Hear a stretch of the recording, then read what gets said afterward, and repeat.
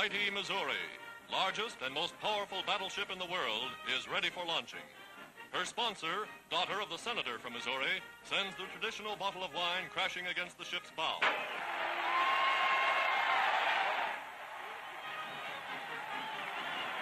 Fastest and most modern warship afloat, the 45,000-ton Missouri goes down the ways months ahead of schedule. Her secondary batteries already installed.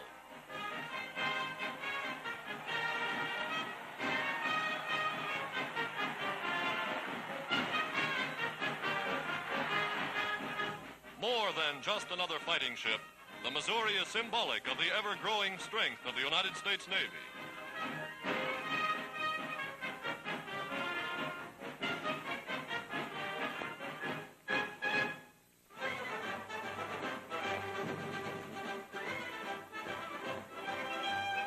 Gung-ho in Chinese means all together. And that's the way Americans of Chinese ancestry are backing the nation's drive to sell war bonds.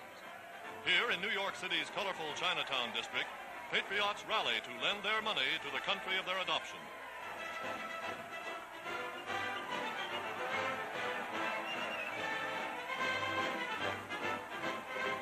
This is the spirit that is typical of all Americans, regardless of creed or color. Old China and new, united in the common cause, victory for the United Nations.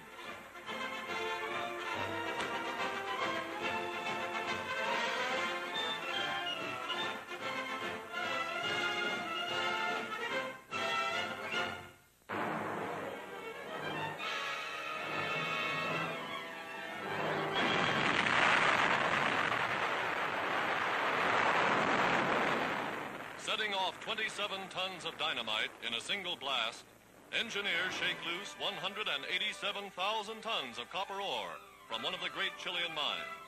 Copper ore by the trainload, rolling down from the richest deposit in the Andes. At a smelting plant deep in the mountains, the precious metal-bearing rock yields molten copper in fiery streams. Molding ingots, 99% pure.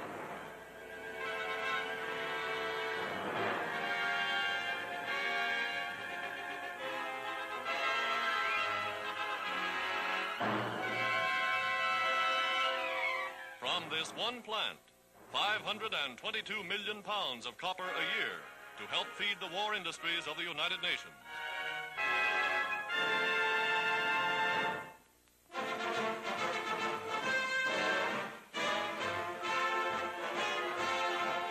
A plane in flames, but it's only to test the efficiency of the Army's newest firefighting truck. From the nozzle, suspended in midair, a powerful stream of carbon dioxide literally smothers the flames.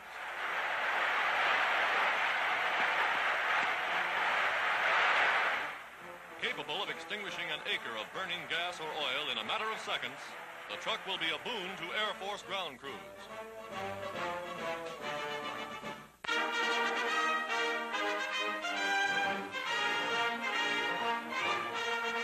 Tumbling for health. One of the ways Canadian Navy men keep fit in temperature that's 10 degrees below zero. On the parallel bars, a former Canadian Olympic champion, now a petty officer, instructs a class in exercises that toughen muscles for the long weeks aboard ship.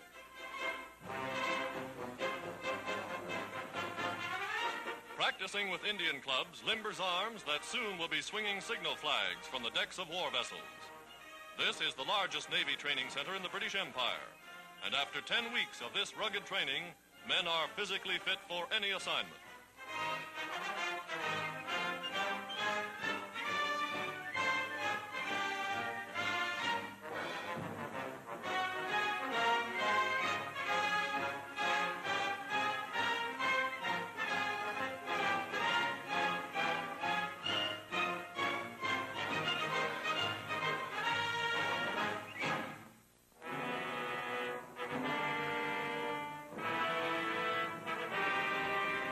On Italy's east coast, British artillerymen prepare to take Orsonia, an enemy-held town important to the Allies, as the 5th and 8th Armies drive toward Rome. Officers plot the direction of fire. The barrage begins.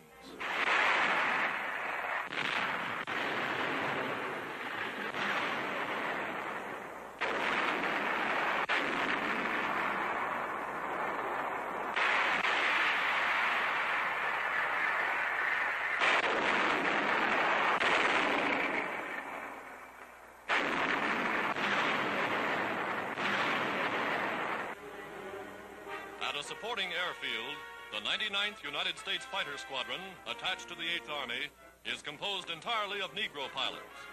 Veterans of 236 missions in Africa, the Mediterranean, and Italy, men of the 99th have a brilliant record for the 6 months they've been operating overseas. Now they take off to aid ground forces advancing on Orsonia.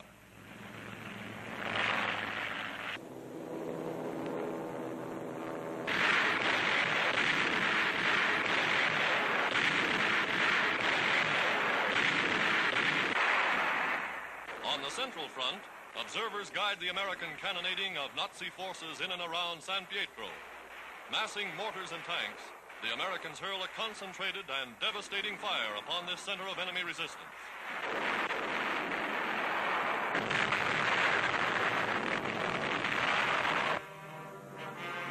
The American entry into San Pietro.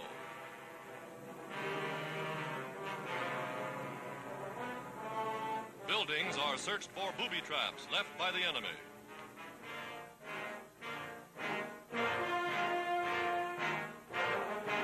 Nazi planes sweep back over San Pietro in a last show of resistance.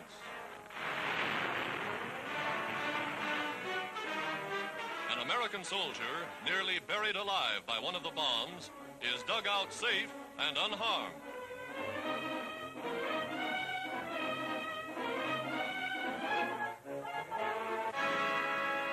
Others, many of them civilians, are not so fortunate.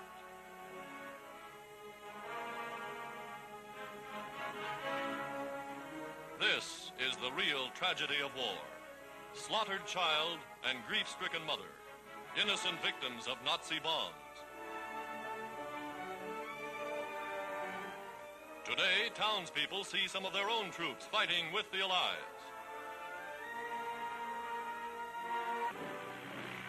Over muddy mountain trails too rough to be called roads, the rugged Jeep can go just so far. Here, supplies must go up by mule pack and by manpower. On military maps, this is Hill 907. But to the American soldier plodding forward mile by mile, this is one of the most difficult campaigns of the war.